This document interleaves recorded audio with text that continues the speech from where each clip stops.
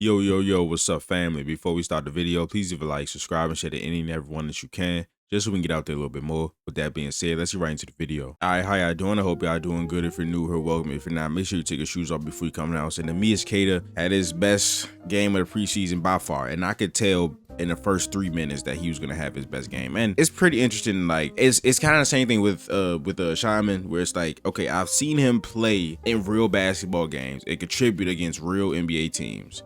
But then in the preseason, they just don't look as effective, and that is something that I really don't understand. Maybe it's just them getting back into the groove of like actual basketball. But with Shaman, way more than Queta, like Shaman just hasn't really done much. His first couple games weren't really good, and him coming into the season as the presumptive starter is like, hey, we want him to come out and really show his shit. He did in the last game. He finally had an opportunity, and within the first 3 minutes of this game, we could just tell that, I don't want to speak for y'all, but I could just tell that this was already his best game. And of course, he finished his game with 8 points, 12 rebounds. 5 of those were offensive and 4 blocks. And he just had a really good game. And his screen setting was much improved. Now, illegal screens, I think a lot of times are usually on the guard because they don't wait for the screen and they force the center to move because they're trying to hit their defender while the handler is moving. But in some cases in the last couple games, Queta was like extending his arm too much, like extending his leg too much. But in this game, so here we got Derek White at the top of the key. He completely removes Emmanuel quickly from this equation. And Pirtle, as Derek White is coming off the screen, has his hands low. That's not going to work on Derek White. He cans a three. All right, so here we got some of the same stuff with the screening actions from Queta.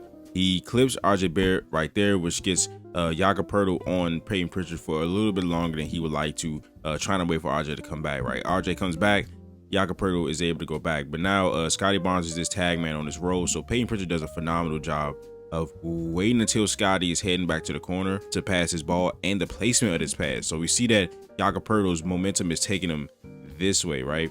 Peyton Pritchard's not going to pass it here because Jakob is already coming there, right? He's going to pass it back this way to make Jakob turn his hips.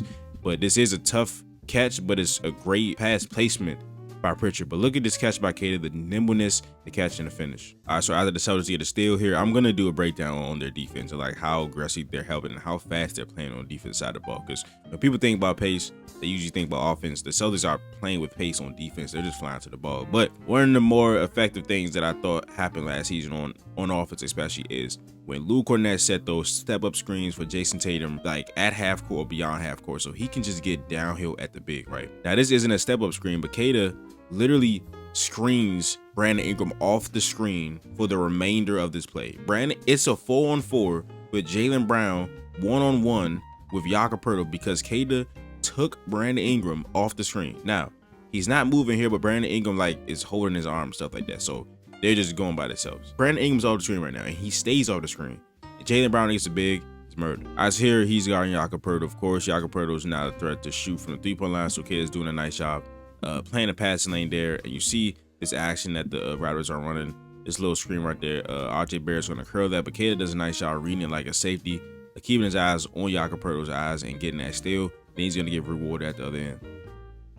And this is why we do this, right? In the Anthony Simons off-ball article that I did, and like some of the actions that they use for him, that link will be in the description. Somebody commented that, hey, I'm glad you put these Queta screens. It's kind of tough to notice in real time the nice screens he's setting. And sometimes I don't see it live. I don't see every play live, right? I'm trying to analyze plays. I'm trying to get clips for Twitter, you know what I'm saying? So I'm not noticing every single thing live. I notice way more stuff on the second watch than the first watch. The second watch, I either notice more or it solidifies and confirms what I watched on the first watch. People like look at how much space he just gave Derek White. And this is Scotty Barnes. Scotty Barnes is moving towards Derek White. He's trying to go over because he knows the threat that Derek White is. Scotty Barnes tries to go over. He's done.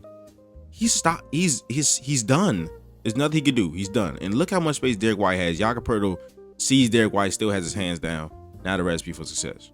And just because the shot wasn't made doesn't mean Queta ain't do his job. So here they go to Spain pick and roll. You see Anthony Simons is prepared to set this back screen on Pirtle, but Derek White does a good job, right? So Queta is not able to screen. Jacoby Walter is like turning him a little bit, right?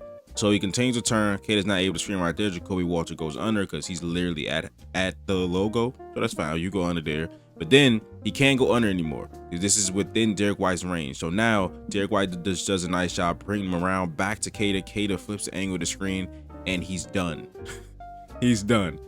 Boom. Nothing you can do. Now Jacoby Walters does a nice job hustling, trying to get back, but this is another great screen by Queta. These type of screens where they are turning their entire body and they're facing the other side. It's just, when they set these screens correctly, it's an automatic getting your guard downhill against the big.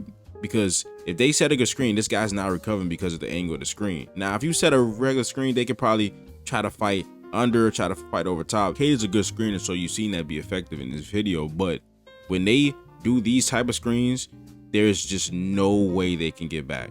And Anthony Simons gets a run at Jakob Poeltl, completely blows by him, but the great help there by Scotty Barnes.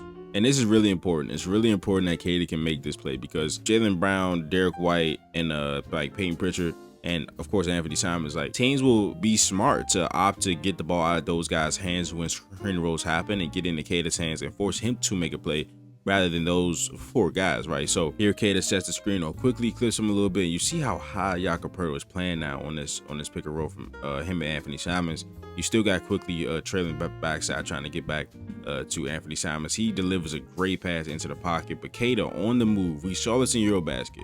We saw the ability to pass in the short roll and pass out of the post. Queta on the move, no lag time, no wasted movements right there. Great cut by Josh Minot in the dunk. And this is full Eurobasket Neemias, man. He looking for somebody. He trying to get the ball up, but then at a certain point, hey man, you just gotta go get it yourself. Right here, spin move, keep the pivot, turn around, fade.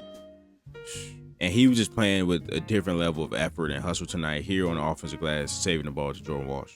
All right, so in the pick and roll, you see Jakob Poeltl is going to try to set a little bit of a Gortat screen here to try to clear the way for Emmanuel quickly. So as Queta's getting screened by Jakob Poeltl, who is a good screener, who's a big body, who's a strong man, he's able to get off of that and still block that attempt by Emmanuel quickly. This is super impressive because he's facing resistance from Poeltl and he's still able to get to the glass. And here, just a great defensive sequence by the Celtics as a whole. Derek White gets beat initially by Brandon Ingram on a cut, but he blocks from behind. Then Neemias Queta comes over and helps him. Again, multiple blocks here by the Celtics. The defensive playmaking aspect of this preseason has been phenomenal for the Celtics. Again, they're playing really fast and they're just helping each other. It's 5 people versus the ball on defense, right? Queta does a nice job staying down that Scotty Barnes fake right there. Then they get the ball to Poeltl. Josh Minot comes out of nowhere, blocks that shot. Then Queta, again, stand down on the pump fake by Brandon Ingram. Finally goes up when he goes up and he gets the block. Now, something very underrated about screening, right, is when you're the big and you set a good enough screen to get a switch, right, that means the big is not on you if you roll to the basket. Now, teams could peel switch, they could scram switch this, but if you set a good screen and you get a switch and you roll hard and the shot goes up, the big is not in the paint. So now you have seemingly a free offensive rebound chance. So Queta rolls hard. Brandon Ingram's not a guard, but he's not a rebounder like Poeltl is, right? So Queta's able to get his offensive rebound, get the Celtics another opportunity. They just don't hit it. Here, another offensive rebound for Queta, this time over Jakob Poeltl, and he shows the touch again with the hook shot.